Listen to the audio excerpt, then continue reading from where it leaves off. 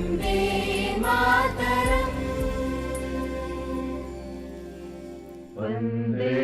मातरम् वन्दे मातरम्। वंदे मातरम गीत ने भारत के स्वतंत्रता संग्राम के दौरान देश के जनमानस में राष्ट्रीय भावना जगाने और गुलामी की बेड़ियों को तोड़ने में बेहद महत्वपूर्ण भूमिका निभाई। ये गीत आजादी की लड़ाई में करोड़ों भारतीयों के लिए प्रेरणा का स्रोत था।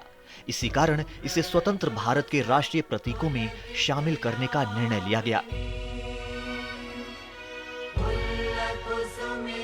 ये वंदे मातरम की लोकप्रियता और सार्वभौमिकता का नतीजा ही था कि जब आजाद भारत में खुद का संविधान बनाने के लिए संविधान सभा का गठन हुआ, तब वंदे मातरम को राष्ट्रगीत के रूप में अपनाने पर संविधान सभा के सभी सदस्य एकमत थे और संविधान सभा के सभी सदस्यों ने सर्वसम्मति से इस प्रस्ताव को स्वीकार किया।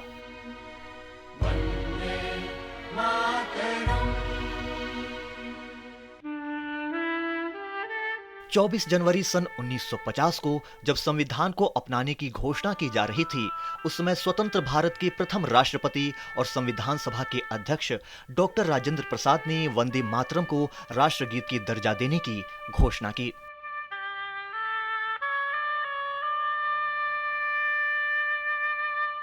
चौबीस जनवरी सन 1950 को संविधान सभा में बोलते हुए डॉक्टर राजेंद्र प्रसाद ने कहा कि वंदे मातरम के गान का, जिसका भारतीय स्वतंत्रता के संग्राम में ऐतिहासिक महत्व रहा है, जनगण मन के समान ही सम्मान किया जाएगा और उसका पद उसके समान ही होगा और दोनों को समान दर्जा प्राप्त होगा।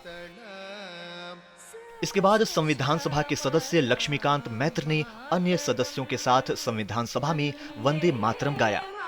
इस दौरान संविधान सभा के सभी सदस्य खड़े रहे।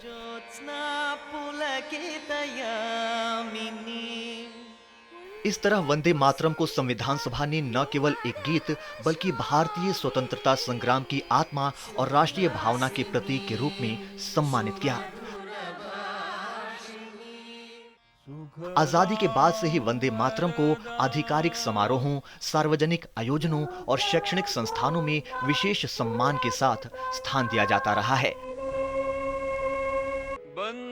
और ये गीत देशभक्ति, एकता और राष्ट्र सेवा के आदर्शों का प्रतीक बना हुआ है। मातरम।